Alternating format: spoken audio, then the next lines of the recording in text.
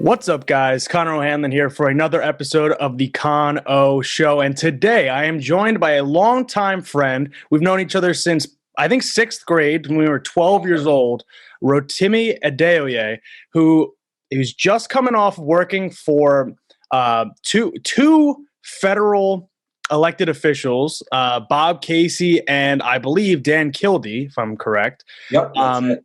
And yeah, so Timmy, and I'm going to call you Timmy just out of habit, but Rotimi, take it away. Anything that I didn't hit on, feel free to introduce yourself. No, cool. Well, first I want to say thank you for having me on. Connor, I really appreciate it. I feel like this is kind of funny, at least because I feel like we've known each other for so long, and I know we're going to have a good conversation today. But yeah, I think Connor hit the nail on the head.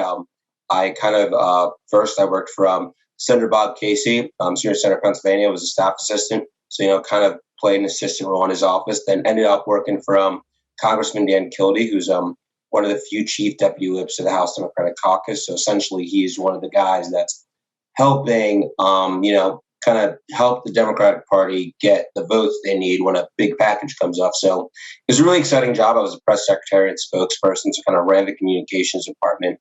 And now I'm kind of working on other projects and kind of focusing on other things. But, I spent a good majority of kind of the start of my career in politics in DC working on the Hill. So, I can talk a lot about kind of, the day-to-day with what's happening with Joe Manchin. I feel like his name's in the news every day, to what's, kind of happening on the other end of the spectrum. We got some pretty concerning things coming out of the Republican Party daily, every minute, every second. So really look forward to a conversation and just talking. Yeah, awesome. So a lot of people view like me as like an insider, but you have an even more of like an in-track to the party, as in, I work very locally, hyper locally even. And, granted I have a show, but I don't get to see the inner machinations of the political party on the federal level as much as you've seen it up close and personal. Tell me a little bit about working, I guess you can kind of throw them both together, right? Like working for a senator, working for a congressman. Like, what is that like? Did you like it? Did you not like it? Mm-hmm. Well, I will say I think I really enjoyed it because I think you kind of feel every day the gravity of the job.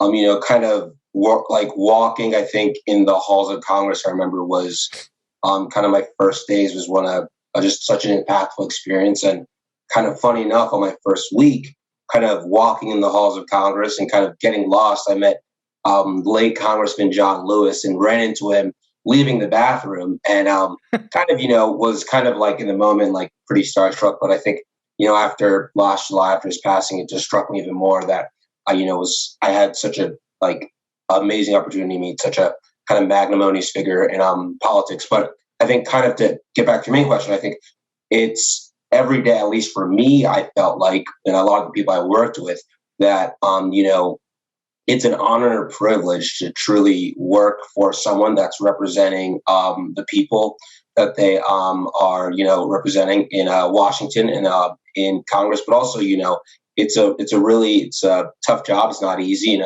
You're kind of working long hours because, kind of the needs of the people and the needs of government don't stop.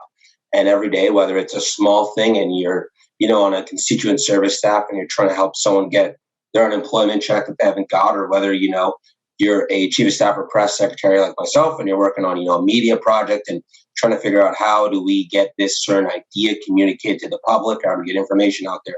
I think whatever job you're working in Congress, you're working hard and you're really, I think, thankful to be there a lot of times. What was, being press secretary seems like it could be very challenging. Yeah. What was the most challenging and what was the most challenging part of it, and what was like the lessons you've learned from going through that? And when I say press secretary, a lot of people, I've had a few people be like, "Oh, someday when you need a press secretary, I'm going to do this," and I'm like, "Well, we'll see about that." But people assume press secretary. I'll be honest with you, they think they're lying, a lot of lying, a lot of smoke and mirrors. So I mean. I'm not accusing you of that. Oh, yeah, totally. I'm sure you know where that's coming from. I'm sure you've heard of that before. But what was the most challenging part for you? Well, I think, for me, one of the most challenging parts was I worked for Congressman Dan Kildee. He represents Michigan. And I think, like Pennsylvania, it's an interesting state in which you have, kind of urban centers that are pretty democratic.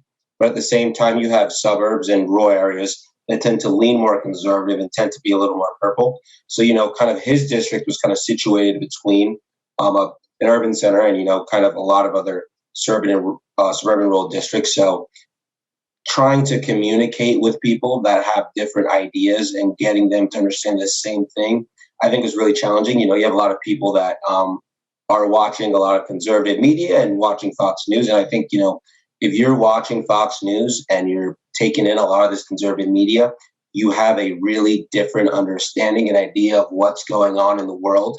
And, as a press secretary working for a Democrat, that was really, more focused on kind of communicating with his constituents and kind of getting them the information they needed rather than, the party politics and kind of the drama of the day-to-day of the Democratic Party. I think, my job was trying to get the truth to them and trying to cut through the noise. And I think that's one of the toughest things. You could do that through local TV, you could do that through national TV, you could do it through social media.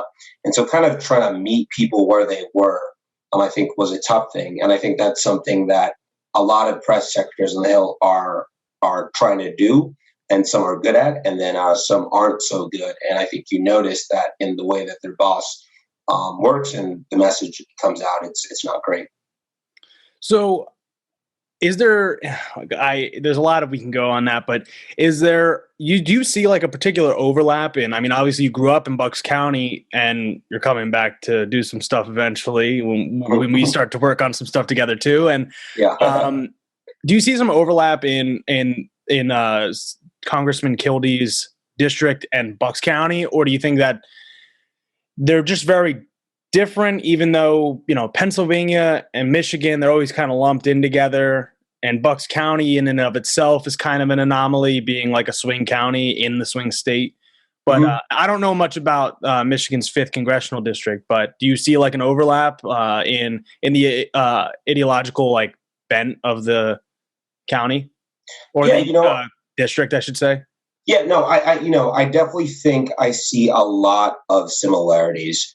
I think the big similarity, is you have a lot of people that are very a lot of people in the district are very hyped. They're very politically involved. And, it kind of goes either way. You have a lot of folks that are really Democratic and they're a Democrat every time, but you have some folks that, they kind of make that decision a couple of weeks before. And kind of, so, a couple of weeks before they vote, they're kind of thinking about what's like pros, cons, and weighing things carefully, and kind of, they go in the ballot to cast their vote, and that's the end of it. So I really did see a lot of similarities. I think that's what pulled me the job, because, when I was in high school, I kind of was touching on some political issues. I ended up working on a couple of campaigns and kind of seeing, what it's like to kind of communicate and just working and doing simple things like knocking doors in that environment. So yeah, I definitely do think there are similarities and just the makeup of the 5th district, and I think also, Pennsylvania largely, then also Pennsylvania 1, Bucks County. Yeah, definitely. Yeah, I mean, knowing you since high school, knowing you since before then, it's kind of incredible to see like how the lanes we all go into, and we kind of all, not all of us, but some of us come back together and being like, okay, like, in high school, I was a totally different person. At least I like ideologically, like I had no understanding of anything political other than like my lived experience. And my lived experience is one of very much a privileged childhood. But like the lanes that we go into, we're like, all right, we go to college, all this other crap. And then we come back and it's like, all right, we can work together on this. We can do this, this, this. And it makes me think of when I think of how the lanes kind of unfold is like when I was in college at Penn State, I felt like I could have been radicalized to the far right had I been with the wrong crew. Let's just say. Luckily, I wasn't, and I developed my own ideology. I mean, solely almost by myself, really, and online. But it makes me think of the radicalization of the Republican Party, which we know we were going to talk about on some level, and it kind of hits on we can talk about any of it, the infrastructure bill or the package, whatever you want to discuss on that, and voting rights, which the Republicans seem to not believe in any, and the January 6th Commission, which we originally wanted to talk about, I know, but frankly, I mean, I'll toss it to you after this, but the January 6th Commission is the biggest example of why bipartisanship is not working right now, because the Republican Party is so radical that Chuck Schumer and Nancy Pelosi gave the Republicans everything they wanted to make a bipartisan commission. They still said no. They still said no. We have Tucker Carlson talking about people in the FBI being plants on January 6th, and they're like, "Oh, we should look into it." It's like, we had a chance to look into it, bozo.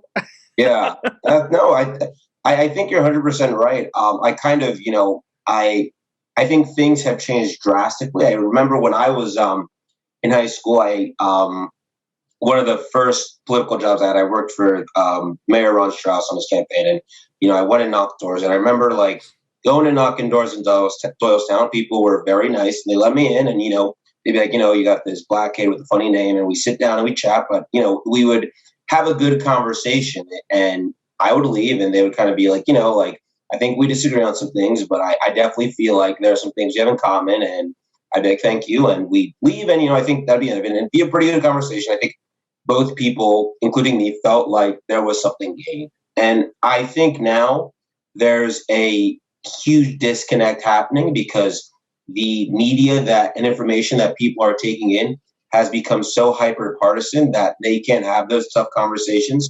So I think it's then tracking to they're electing people that are kind of in that same way.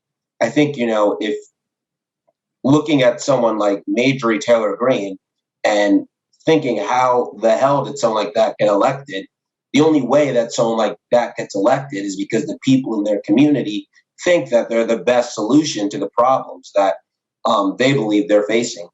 So, I think at the end of the day, it goes back to kind of I think there's a lot of radicalization happening in a lot of communities. And, as a press secretary and someone that works in communications, I'm slated to believe that it's coming from media. It's coming from media. And I think it's really forcing people to really take on a lot of radical views and elect radical politicians.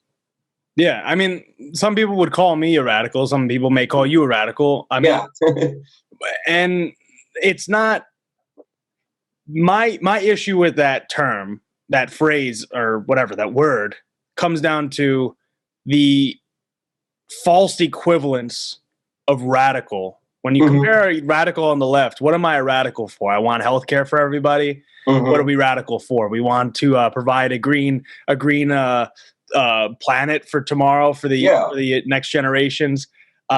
Versus when you talk about Marjorie Taylor Greene, and even goes beyond her because it's seeped into the mainstream of the Republican Party. I mean, Pat Toomey used to be one of the most conservative senators that you could possibly, 10 years ago. Most conservative, one of the most conservative senators. And now people are looking at him like he is a moderate in the Senate. And it's just mind-blowing that someone like that is viewed as a moderate today. So the Overton window is so shifted. I mean, it's frankly just not, it's like being torn from the middle. Yeah. Unfortunately, and I'll see what you think, because you've seen it from the inside, is I think that the Democratic Party is lagging behind in reacting to the ever radicalizing far right. And I think that the party is reluctant to say that we cannot work with those people because they are nuts. They are, I mean, not, I always clarify this in saying, like, not all Republican voters, not all of the elected officials, but a lot of them, a lot of the elected officials are nuts and they believe in crazy shit. Yeah. And we can win over some of the voters, but that party is unfixable to me. No. Yeah. I definitely think, I definitely saw in Congress, especially after January 6th, a lot of Democratic members, I think still now, are very, very hesitant to work with members of the Republican Party. It's just because of the kind of laissez-faire attitude that was shown about the tenets of our democracy being destroyed. And I think that Democrats have to think kind of about if they want to, kind of fix all the problems that we're facing, if they want to get a lot of things done, build a better earth for future generations. They want to fix healthcare. They want to, build an infrastructure package that's going to help create a, safer earth. You got to really think about, are you going to sacrifice that to kind of work together? And, I think that is something that I think the Democratic Party is having those conversations now. I think the result of those conversations, I think, is going to pan out in the bills that get passed. I think the infrastructure package right now, it's everything to watch. It's kind of being, it's kind of being back and forth. It's one day I think you see, there's a bipartisan agreement. And the next day, you got I think today, press secretary of the White House said, reconciliation. So for people that know what it is, that's essentially, if you can just get your party to vote on something, you can pass it. You don't need the usual 60 majority. She was saying that might be an option. I think I would encourage them to take that option because at this point, I think there's clearly not a lot of wiggle room left, and I think there's not much agreement. I think on these really big issues that people support, where you got 64% of Americans want infrastructure package, 63% of Americans support gun control, and you got 50% of Americans say there needs to be some change in the tax code. These are widely popular ideas.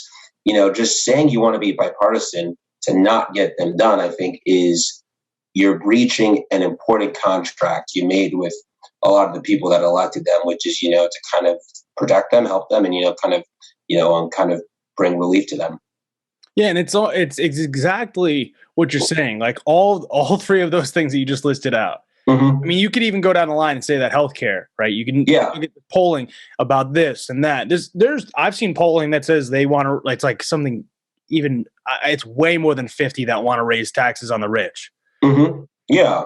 And that label of bipartisan is only used to stifle legislation that would be accepted by the population as being bipartisan, but because the Republican Party elected officials are so radical that they don't get one vote, it's not labeled bipartisan, even though Republicans, the base or even the non-base, just some of the Republicans would like what these proposals are. Yeah. You take the infrastructure bill, right? Mm-hmm. Who wouldn't want their roads to be fixed? Who wouldn't want their bridges to be fixed, their tunnels to be fixed, new bridges, because we have, dilapidated bridges all over, increase in investment in solar panels, in charging stations, et cetera, et cetera, et cetera. It doesn't make any sense, but they will just say, well, actually investing in that is, that's not infrastructure. That's, the Green New Deal or some shit. And they just make something up, and it's just, it's the same thing that they'll always find some sort of scapegoat to be like, well, actually that's critical race theory. That's Marxism. That's postmodernism. Like they just always throw this, like, whatever, that's socialism. And they throw it out with, even though infrastructure is long overdue to be revamped. I mean, what do you think that the Democrats can do better as a bargaining chip almost with, I guess technically with themselves, but to pass something in the infrastructure bill? I mean, I don't know if you've seen, I'm sure you have, with Bernie going out there and being like, you know what, like, fuck it, we're going to do a $6 trillion infrastructure package because you guys keep screwing around. We'll just say 6 trillion and we'll see where that goes. And he's the chairman of, I forget which committee, but I think he's chair of budget. Which is, there you go. That's the one you need. Committee. Yeah. I think that Democrats, and this is kind of unfortunately the way it is, it moves very slowly, but I think the right conversations are happening. I think that I would encourage people that are listening and people that are just watching it, to continue to hold the senators accountable that need to be held accountable. I think that senators like Joe Manchin, Senator Sinema, and I think some others. I appreciate and thank them for their opinion, but I think at the end of the day, we don't want things to be the enemy of the enemy of the good, and we don't want to ruin something because of few bad opinions. So I would encourage people, to kind of hold those members accountable and hold your own members accountable. If you see they're not voting on something that you want them to, and you see that they're kind of slow walking their feet on some of these wildly popular proposals, I would say, call their office, get involved in your community in organizations that are going to, work to really, fight and make sure that these things are happening. Because I think at the end of the day, that's the only way this is going to change. If, the people that are electing these people go to them and say, hey, you know what, if you don't put our community's interests first, we're not going to support you anymore. And I think that's the only way it's going to change. Yeah, I think it's interesting, too, that, you worked for Senator Casey, and Senator Casey is not exactly the most, leftist senator, and he's in Pennsylvania, and yet we don't hear his name brought up like Joe Manchin's name. And that's, I mean that in a good way. I don't want his name being brought up like that. But these same names are brought up over and over and over again. And we elect Democrats. We are Democrats. We fight for Democrats. We work for Democrats. When we elect Democrats, we want them to legislate and to just to, I don't know, I guess rule, I guess is not exactly the best word, but rule in a sense as Democrats. We don't want you to bend over backwards for the Republicans. We want, all the things that you said you were going to run on. And it's these 3 or 4 or maybe 5 Democrats in the Senate in particular that are always the problem. And do you see a real solution to that? I mean, we're not going to primary Joe Manchin. He's not, he just won re-election in 2020. We're not, maybe we could primary Sinema, and I think Warner, and there's a few others, but I don't know that it's realistic to be like, yeah, we're just going to primary them. And 2022 it is going to be tough to pick up seats in 2022. So now, for the next year, we have a good shot of passing stuff. And like you said, it's going to be through reconciliation for the most part. Do you see any other solutions that we could do that don't just necessarily involve primarying these Democrats?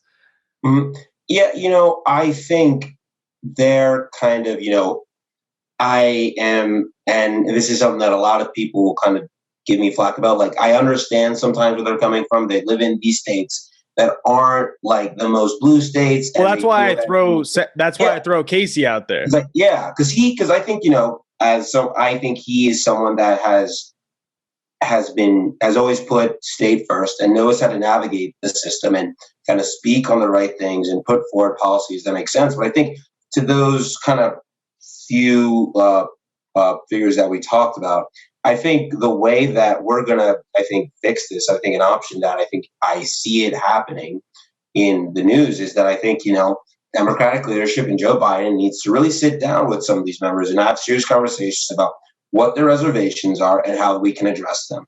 I think just a lot of people, and a lot of them are going out in the media, and they're speaking very broadly and saying, oh, I don't like this, I don't like that. But I think, you need to sit with Schumer. You need to sit with President Biden. You need to have a serious conversation. Hey, I don't like this. Let's fix it. And if not, then it needs to stop, because this is getting out of hand.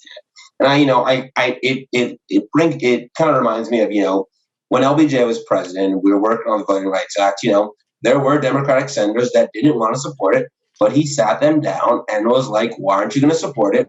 and they could not bring any legitimate answers. So he said, "You're voting for it," and they voted for it. So I think we need the White House and Senate leadership to kind of take control of this a little bit more and kind of get people to where they need to be. And I think it's happening. But I think, like always, and unfortunately, this does take a lot of time. I think that's the downside of government. Things don't go quickly as they should, or people want them to. But I'm confident Democrats are going to get this done. I'm confident we're going to be able to pass an infrastructure package. I'm confident, I think we're going to be able to, get something done with climate change and infrastructure package. But I think, we just got to really hope that Senate leadership and, the White House are really in these negotiations, holding people account to, why they're holding out on voting for some of these bills. It's funny. You actually read my mind. I was going to say, my next question was going to be, where is Joe Biden on this to be, I mean, look, for all LBJ's faults, there was one thing that he was good at, and it was whipping votes. I mean, he was the whip. So that's something that I think we really need that LBJ type whip where it's like, no, like you're gonna vote for this. Like you have to vote for this if you want support from the party in the future. And I just think that's, it's especially when you're talking about like the For the People Act, especially when you're talking about the PRO Act, when you're talking the infrastructure bill, of course, just the list goes on and on. There's some of these bills though that are monumentally important to upholding our democracy. Like we're not talking about some sort of, recognition of just like some symbol, right? This is like you are actually materially increasing the voting rights access of people. You're increasing their livelihoods, their length of their lives if you increase their infrastructure, but they still don't do anything. So I think Joe Biden's got to start putting the pressure on. I mean, Joe Biden's a pretty popular president. I mean, obviously I'm a Bernie guy, but like for all his faults, he is pretty damn popular. So he can try to flex that muscle if he so chooses. Before I ask you about the filibuster, while we're on the topic of Joe Biden, why do you think that he hasn't done anything why do you think he hasn't done anything seriously on the issue of student loan debt? Well, I think that's an issue that is really important. One, I think it affects so many Americans. You're seeing so many kids that are coming out of school straddled with debt. I personally have federal student debt. It's something that I don't like, and I'd like to get rid of one day. And especially with for-profit colleges, that's another awful thing that's happening, and it's pretty, ubiquitous. It's just happening to so many people and everywhere. I think it's an issue that he's being really pushed on. Senator Warren and Senator Schumer have both said that they support cancellation of student debt. So I would hope that Biden acts soon because the base supports it. Democrats support it, and it's such a thing that is really affecting everyone. So I think he needs to really get on board and kind of cancel student debt where he can. I think why is there? I think there are many reasons as to why. I think we could stipulate and think, I think the pandemic is better.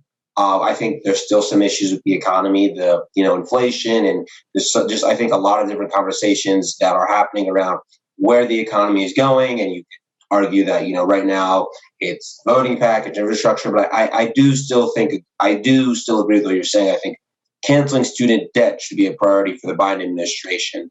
And I know they've done some things through executive orders that are going to help the burden, and I know that there was that great forbearance that was put before, and he's continued that on student debt. But I do agree with you. I think that is something that should be a priority because it's going to help a lot of people.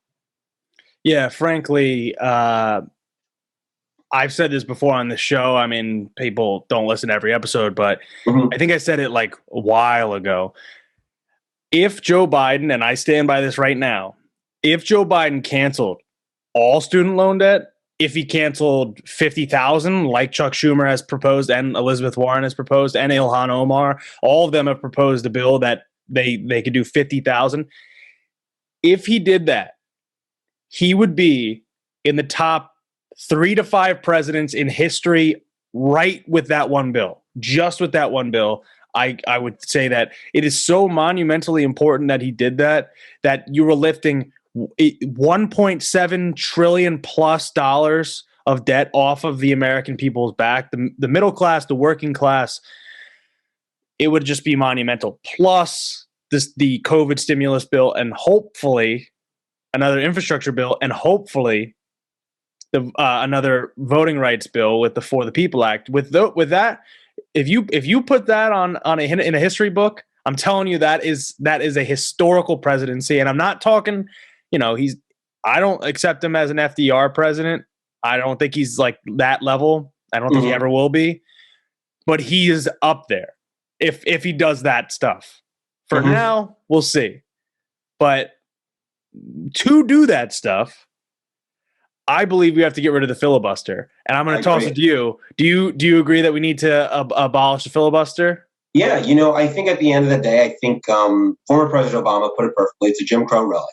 At the end of the day, this was a Senate procedure that was used by Southern senators to kind of stop progress and to stop, a lot of important civil rights legislation. So, I think we need to get rid of the filibuster.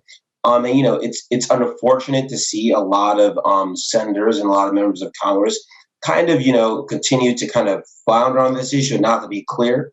But I think it's important that we're really clear that members of Congress and Democrats want to deliver for the people, because I think, we don't want to be in a situation, God forbid, where a couple months down the road, you're having a lot of these Republicans that are running for Congress coming out and throwing out these wild solutions for problems and saying, nothing's been done. Here's our solution. This is what we're going to do. And, me and you here know that a lot of those solutions are bogus, but people are looking for help, especially after this pandemic. That's woken people up to a lot of the things that are happening. They're going to kind of take those options. And I think that's a really bad scenario that I don't think you or I want to see happen. I think, the filibuster is, again, it's a Jim Crow relic, and I think we need to get rid of it. I have yet to fully dissect this for my audience. I'm going to take a second and just say that when Rotimi's talking about it being a Jim Crow relic, this also means that the Senate was not created with the filibuster. The filibuster was created later. It is not written in the Constitution that the Senate needs to have a filibuster. Remember, back, 200 years ago, the senators were elected by the state legislatures. There had to be an amendment to the Constitution that says that you vote directly on your senator. The Senate is also, I don't know if regressive is the way that I want to put it, but for the sake of brevity, regressive in many ways, as it favors minoritarian rule, and not in a way that we're going to minority populations. It's more a minority ideologically, where Republicans have 50% of the senators when the Democrats win an overwhelmingly larger number of the vote that should be boosting up the numbers in the Senate. That's why you always feel like the Senate is split 50-50. It shouldn't be. The Republicans are not the majority of the population. And you take, California, New York, the certain states, New Jersey, and if you spread it out like we should, you wouldn't have the same amount of obstruction that you see today. The same thing with the filibuster. Obviously, the filibuster also was eased up the way that you have to filibuster. So some people may be saying that I am filibustering right now by just keep talking and talking and talking. But you may not know, if you're watching this, that you can send an email and say, I am filibustering. And that's it. You don't have to be standing on the floor for hours and hours and hours anymore. Say, I'm filibustering. I mean, Ted Cruz does it all the time. Yeah. No, and this is something when I was in Congress, I realized that a lot of these rules, a lot of people claim that they're written in stone, but they're pretty archaic, and they're pretty changeable if the senators and members of Congress come together and change them. There is nothing, a lot of these rules aren't constitutional. And I think that's really important, I think that people are empowered with that knowledge, because, when you go into the booth and you see, before people vote, you go to the voting booth and you're voting for someone and they say, oh, I don't want to get rid of the filibuster because it's in the Constitution. You can say, no, that's not correct, because there are a lot of politicians that are saying that and are going out and saying that because they don't think anyone's going to catch it, which I think is another completely different issue and awful problem. So I really encourage people to really hold members accountable on the filibuster, because it needs to be gotten rid of, and it needs to be immediately removed. So real positive change can happen. Let's also point out the fact that, and granted, for what it's worth, I've had my critiques of the Affordable Care Act and all that other stuff. Obviously, I support Medicare for all, but you look at the negotiations around something like the Affordable Care Act, and it's basically like, all right, we're already ceding ground that we have to get all 60 of the Democratic votes at the time when they had 60 votes to pass the ACA. So because it's going to get filibustered regardless. If you don't have a filibuster, you can afford up to 10 lost Democratic votes.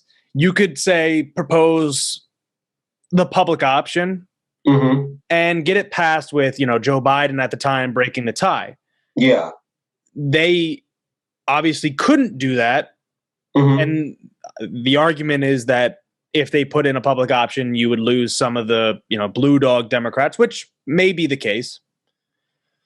But obviously, if you don't have to worry about losing those 10 votes and you can just get 50, you're in a much better bargaining position when you're like, all right, well, we can actually pass progressive legislation without having to worry about Joe Manchin, or without having to worry about, whoever the next blue dog or whatever you want to call them. I basically call them Republican lights at this point.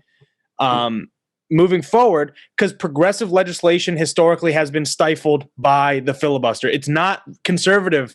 It is not, I will emphasize this a lot going forward, it is not conservative legislation that is blocked by the filibuster. What do conservatives stand for? What do the Republicans want? Tax cuts. How do you get tax cuts? Reconciliation. Yep. So you need 50 votes. Yep. No, I definitely agree. And I think, kind of on a similar topic, but, kind of different a little bit. I think another way is gerrymandering. Yes. I think is out of control. I think the way you're seeing some of these district maps drawn is actually absurd. And unfortunately, a lot of state houses that are now Republican controlled are going to be drawing maps for a lot of states before we go into the election. And I know in the next couple of months, you're going to see some new states and their congressional maps drawn. I think a lot of people are bracing holding themselves to their seat for what they're going to see. But, I think at the end of the day, a lot of these Republicans, they don't care about what makes, the most democratic sense. All they care about is keeping power. And I think that should concern a lot of listeners. And I think that it concerns me, as someone that, works in this field, that a lot of the members are, focused on using things like gerrymandering, which is supposed to be, a fair and open process of how we draw congressional maps to kind of keep power and to kind of, push, especially communities of color, in certain parts of maps so they don't have their voices heard. That's just wrong. Yeah, and it's always targeted that way. It's always targeted at dividing people versus bringing people together, bringing access to the right to vote, not the privilege to vote, the right to vote. And also, we can always go down the rabbit hole of saying, oh, well, people will argue, oh, it's not written in the Constitution that you have a right to vote. Bullshit. We have a certain right. We have certain rights that are not written into the Constitution. Antonin Scalia argued this, and he is no liberal. Trust me. There are certain rights in this country that are inarguable, that are inalienable, and the right to vote is one of those rights. And the Republican Party doesn't want to give it to everybody because they know that if they do, they will lose. Yep. So they divide us based on race, they divide us based on gender, and they divide us based on class. Yeah. They divide us on all these things, so we fight each other while Jeff Bezos and his buddies are making billions of dollars so he can launch himself into space and just be like, oh, yeah, cool. Have fun, buddy. I hope you I'm not even going to say it. I hope you have fun in space. But they're never proposing something that actually benefits the American people because they don't have anything that actually benefits the American people in their platform. They have no platform really to begin with. Their 2020 platform, the Republican platform in 2020 was whatever Trump says. They literally said what Trump says. How does that happen? While the Democrats are battling in 2016 and 2020 and being like, all right, Bernie and Hillary, and then we got Joe Biden and Bernie and Warren and Yang and all these people actually proposing ideas. It's the difference is so stark, and obviously we each have critiques of the Democratic Party, but it's so apparent. It's the same thing I talked about with the radicalization earlier. There is no equivalency between these two parties. One flawed, but at least pushing for some sort of progressive and change for the middle class, the working class people, the average Joe, and then the Republican Party, which is gonna just say, well, we like the dollars in our pockets. So no, I was just thinking about that before this conversation. Even looking back at the past couple election cycles we've had, you had Democrats having serious and actually kind of fair conversations about, how do we, what kind of military do we want? What kind of healthcare system do we want? How do we want to educate the country? How do we want to, fix problems and that we actually had? And then you have, the Republican Party in the past two primaries has just been drama-filled nonsense. You have people yelling on stage, throwing jabs, saying derogatory things about people's parents and family, like not serious conversations. And, they're doing a disservice to one themselves because they're becoming a laughingstock to the country and the world. But I think also they're doing a disservice to the American people because, the American people elected them because they wanted people that were going to go and fight for them and get things done. But instead, a lot of them, have just kind of turned into, weird, idiosyncratic, talking heads. I think that's a problem. And I think a good Republican Party, some people disagree with me. I think there is actually an argument, I think, and I agree that I would say that there should be a good Republican Party of the concept of small government. I think it makes sense to a lot of people. And I think if we had a Republican Party that actually, was actually engaging on these conversations and negotiating and talking, I think we'd be in a different place right now. But, you have one that for the past, arguably, I would say forever, and now looking now, has been, just kind of a Fox News, a vacation spot. So I think that's a huge problem. We do not have nearly enough time for me to debate you on that, but I would rather crush the Republican Party.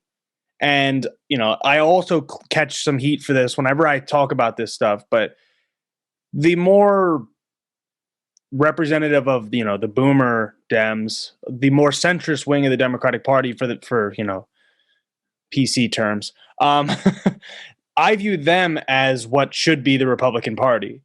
And I view the progressives are what should be the Democratic Party. And we should be the two ones, like you said. We had legit conversations about what is our role internationally? What is our role when it comes to trade? What is our role when it comes to immigration? And we can have these debates, and we do. But in the end, we're still the same party. And it's like, it's always going to be that existential threat of the Republican Party. I just think that since before you and I were born, obviously we were both born at the same time. Yeah. Well, not literally the same time, but you know what I mean. Since we've been alive, that the Republican Party has been so far gone that, like, Bill Clinton should be what the Republican Party is. I mean that in like a sense that, like, Bill Clinton was a centrist, and that's okay. I disagree with that, but at least it's like I can have, as a progressive, as a leftist, I can have a debate with a neoliberal and be like, okay, well, we agree on some things and we disagree on other things. And neoliberal isn't inherently a bad term. It's thrown around like one, but we can have those debates back and forth.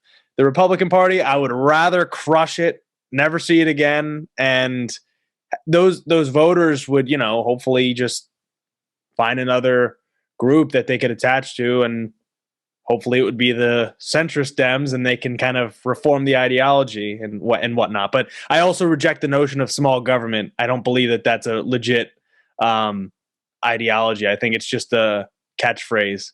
But I also let me be clear. I do not support it. I know you don't. I know you don't support it. I'm not claiming that you do. I'm just saying, like, people talk about like Reagan and all this. It's like, no, like, he believes in big government. Big government is just a label. It's just a term. And the same thing, like, we talk about the radicalization of the Republican Party, and I talk about it all the time. It's like, who came up with the term welfare queen? It wasn't Trump. It was Reagan. Yeah. It was these racist dog whistles that, Reagan started his campaign right where basically lynchings happen. I mean, it's been going on for a long, I don't have to tell you. I'm just saying, for anyone that's not aware, I've had people come to me and they say, I was a Reagan Republican. It's like, well, welcome to the Democratic Party, but we have to teach you a few lessons before we fully roll you in here. Is there anything else that you wanted to talk about? I have one last, like, real question for you, but is there any, like, issue that we haven't hit on that you wanted to discuss? I mean, I think we talked about January 6th. We talked about a lot of that stuff. Is there anything that on your end that you think is really important, like whether it be in Bucks County, Pennsylvania, or just the country as a whole? I mean, people watch from all. I mean, I have a small audience, but people do watch from all over, luckily. Well, I think one thing that I think is important to talk about, I think, is just coming up. I think I generally always encourage people to just pay attention to the elections that are in their towns and in their communities. I think, if you're in New York City, the past couple of days, you've had a great opportunity, go out in your community and make your voice heard. But, I kind of want to encourage people that are listening, wherever you live in your community, kind of just pay really close attention to the elections, whether it's a local election that's not on TV, is not the thing that everyone's talking about. But I think that's the most important election, because those are the people that are making, the most important decisions about, kind of where you go to school, where your kids go to school, kind of what happens. Those are the people that are deciding how your police department is funded, where your local tax dollars are going. So, I think the last thing I just really want to stress is, and I think we've kind of hit it throughout, but just, I encourage people, just because it's not November right now doesn't mean there's not an election. As someone that's in DC, we always know there are elections going on. So I would encourage people, just really think about that and really, pay attention to the elections that are going on in their district and try to get involved if they can. I think you might be one of the first. This is not my final question, by the way. So this will be, I'll get you another one because this is a less serious question here. But you might be the first person that legitimately has done a significant amount of campaigning that has come on my show, and I might be missing somebody. But my audience is probably tired of hearing me talk about it. But I always say, go knock doors, go make phone calls, go donate if you have the money. But is it scary when you go to door knock? I think believe me, like I think it is on some level. I think first off, meeting someone new that you don't know, regardless of any situation, is scary. If I went outside and I had to have a conversation with someone just on the street right now, I think it'd be a tough conversation. I feel a little nervous, but I think at the end of the day, it's kind of like something that you do over and over again. Door knocking, it gets easier, and I think one thing I think I would really encourage people to remember is that when you go out and have these conversations, you kind of reminded that a lot of us are more in common than we are different, and I kind of hit on this earlier, but I'm from Doylestown, Bucks County. It's a majority white town. I was one of probably like 5 black kids that graduated my high school, but I remember knocking doors and talking to some of these folks in high school, and I found that I had a lot in common. We had the same concerns, same struggles, same fears, same things that made us happy. And I think the more that we have conversations with each other, we're going to be able to fix those really big issues that seem impossible. Because the more we talk to each other, we're going to realize that there's more things that are possible. So I just encourage people, to have those conversations and go door knock and get involved in their community. Sweet. Yeah, no, the last person I think I had on here that was really adamant about, other than me, because I talk about it every freaking episode. Yeah. I had Ben Dixon on the show a while back. Oh, really? He was just like, you should put your name on the ballot, but do this, go join Connor and the Doylestown Democrats. And like, it's true. And it's like, I've said it before. I'll say it a million times until the day I die. I showed up in 2018, fresh out of college. I said, hey, what can I do? I want to run for office. 2019, I ran for office. I lost, but I ran. And then in 2020, I said, I could become the chair. Why not? And now I'm the chair of the party. It took 2 years. 2 years. I'm 25. Timmy, you're 25 too, right? Or are you 26? 24, actually. I'm 24. Okay, so we're 24 and 25, and we're already trying to make things happen. It is so doable. It is so tangible. We can go and grab these things, and we're going to steer the ship in a much more progressive, accepting, equal, and, just a much better society overall, pretty much. So my last question, and I do ask this of most everybody that comes on, is what is and what was one of the most impactful books, media, anything like that helped form your ideology, or is still like impactful on you today? And it doesn't have to be just one, and it doesn't have to be a book. It could be a podcast, a show, a documentary, anything. I usually just ask book, but it's usually hard for people to pin down one. So that's why I leave it in, like, you can give me more than one, but if you have just like one in particular, then that would be cool too. But so it's actually funny. I was just having this conversation with someone before this. I think there are a couple books I would tell people to read. I think Democracy in America by Alexander Tocqueville I think it's an old book. I'm not going to lie. It's kind of dense, and it's not like the most, tantalizing read, but it really talks about, kind of why I think this country has so much potential and why I think it's so great. It's written by, originally, kind of to give people context, written by kind of a British philosopher that is looking at America first when America was started, and is kind of talking about what the conception of people want America to be, and kind of how it's kind of at the time and still is now battling with those fundamental ideas, and kind of goes into a bit about human nature and how kind of how that is kind of America's big idea, is trying to battle against that, kind of inner human nature and strive for, that kind of perfect ideal and that perfect society. So I'd encourage people to read that. Another book that I would encourage people to read that I just finished is called Memorial Drive. And it's a memoir about this kind of, this girl that grew up in America and come from an immigrant family.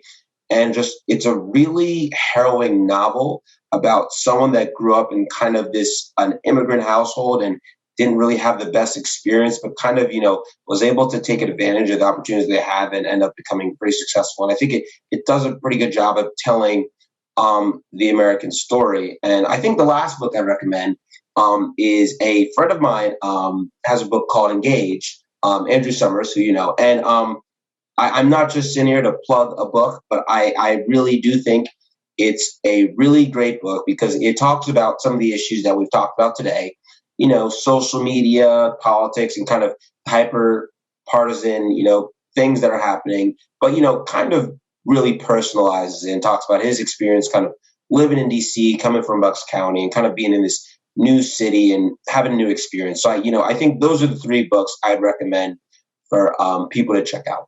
I haven't gotten to read the third one yet, but I have it up here on my shelf.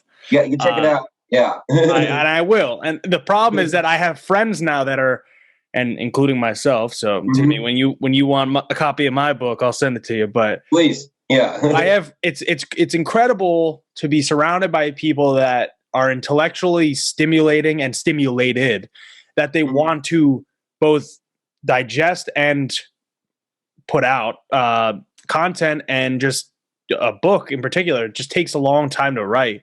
And I've had multiple people now that have written their own books. They're like, hey, read this. And I'm like, oh no, I have all this stuff to read. A lot of reading. I always ask the question, like, I'm going to add that to my list. I'm going to add that to my list. It's like, dude, my list is like enormous now. Like I have so many books, I can't possibly read them fast enough. But awesome. So those are awesome. Is there anywhere that people can find you, like social media, whatever, you can plug anything you want before we go? Yeah, no, definitely. So, I'm pretty active on Twitter. I like to share my thoughts and some of the things that I think I'm seeing and, some of the things that I see around the world. So I definitely would flag my Twitter. It's, underscore Rotimi A. So just type that in Twitter, will come up. And then also, I kind of have a Substack, where I just talk about some things that I'm reading and some books that I am, getting into.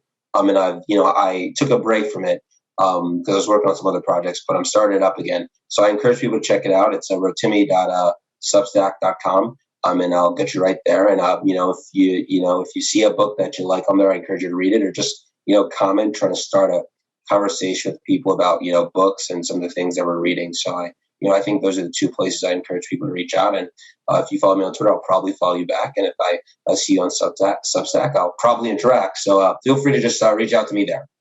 Awesome. I like that. It's a probably I'll follow you back. Not a guarantee, but you got to be careful. I know. It is. Awesome. All right. Well, with that, thank you guys for watching or listening. If you're listening on the Apple Podcast or Spotify, if you're watching on YouTube, please do hit the subscribe button and hit the thumbs up if you are enjoying the show. It really helps us grow and it gets us in the algorithm on YouTube. It's not the easiest thing to do. If you would like to support the show financially, you can do so as little as $5 a month on patreon.com/thecono show. You can follow the show on Facebook, Twitter, Instagram. You can follow me everywhere on there.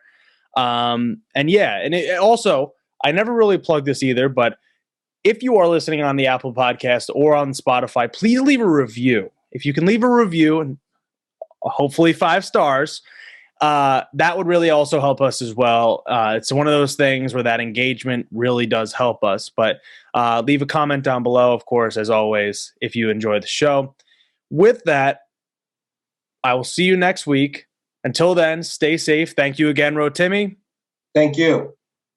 Have a good one. Peace.